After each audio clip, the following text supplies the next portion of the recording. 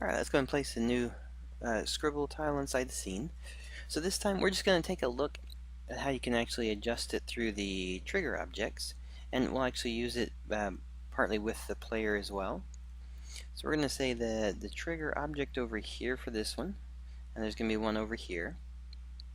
This is set to on start, so we'll be able to use our mouse and draw around with it. I'm going to take the trigger one on this. We'll actually make it visible so we can see it during the game time. And we're going to set a trigger event to it there. It's set to player, so it'll automatically use player.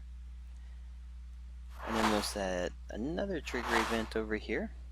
And then also make sure we set visible to be on. We're going to go to our draw tool now, and inside our trigger event options, so we have two trigger event options. We have it here and here. So when the player goes to here, so we're going to say that when he enters and exits, if we want, we can do both so it sticks with it.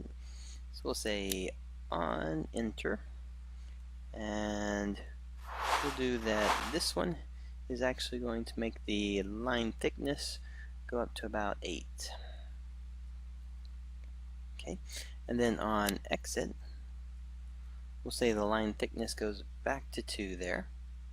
No, actually, you know what? Let's just say it goes to 8. So we'll say it's a permanent thing that once he touches it.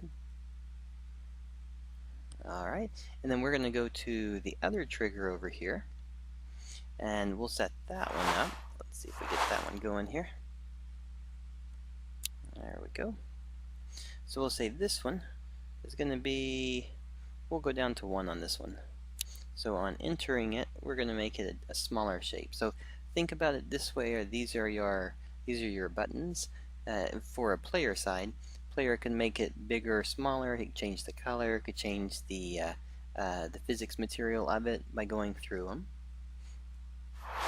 Alright, so let's go ahead and go out of this mode. We'll push play.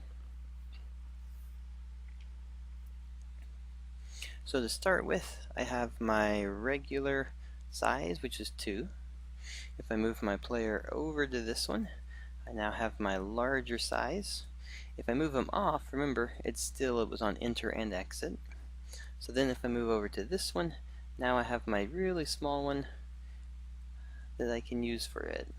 And this one, actually, the exit I don't think we set, so it went back to 2. Alright, so there you go.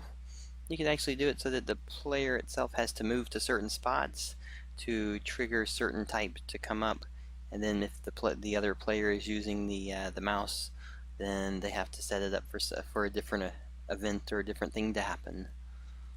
Alright.